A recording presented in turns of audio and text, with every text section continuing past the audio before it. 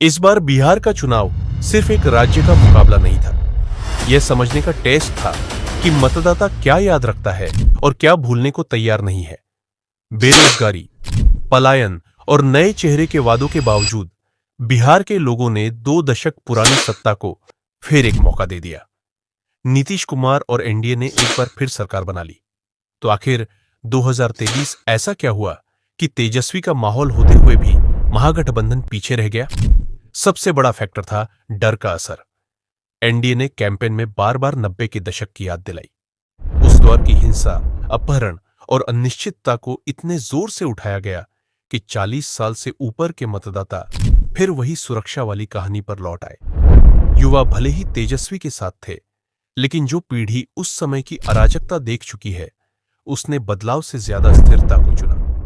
दूसरा बड़ा फैक्टर था महिलाओं का वोट। बिहार में यह कोई छुपी बात नहीं कि महिलाएं नीतीश का मजबूत आधार है। इस चुनाव में महिला वोटिंग रिकॉर्ड लेवल पर पहुंच गई। पहले चरण में करीब 69% से ऊपर और दूसरे चरण में तो 74% तक। इसके पीछे सिर्फ चुनाव से पहले दिया गया पैसा नहीं था। यह भरोसा कई सालों से बना है। साइकिल योजना हो, पोशाक योजना हो, आरक्षण हो या शराबबंदी, इन फैसलों ने गांव-गांव में नीतीश के लिए एक स्थायी समर्थन तैयार किया है।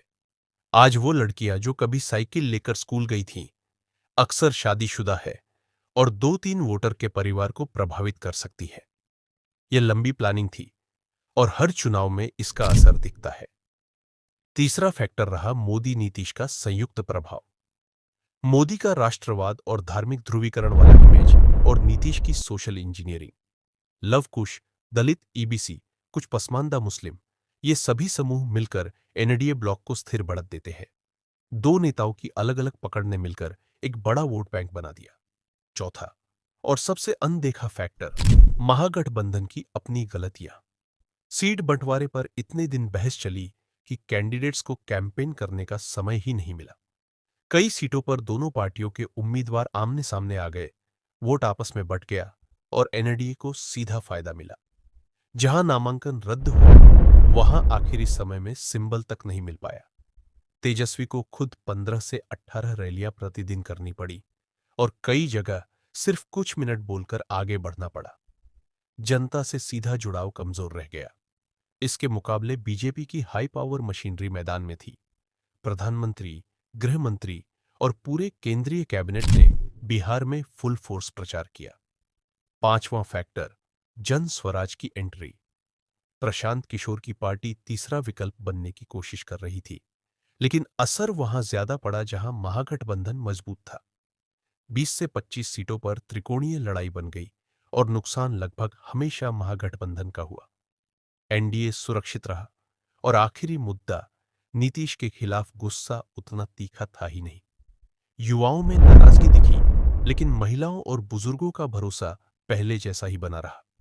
एक 125 यूनिट फ्री बिजली हो, महिलाओं को डायरेक्ट कैश सपोर्ट हो या जीविका दीदी नेटवर्क, इन स्कीम्स ने एंटी इनकम्बेंसी को काफी हद तक कम कर दिया। कुल मिलाकर एनडीए ने डर की राजनीति, स्थिर वोट बैंक, महिलाओं का भरोसा और महागठबंधन की कमियों को जोड़कर खेल जीत लिया। और नीतीश कुमार ने एक बार फिर दिखा दिया कि बिहार की राजनीति को सबसे गहराई से अगर कोई समझता है तो अभी भी वही है। अगर वीडियो पसंद आए तो इसे शेयर करना मत भूलिए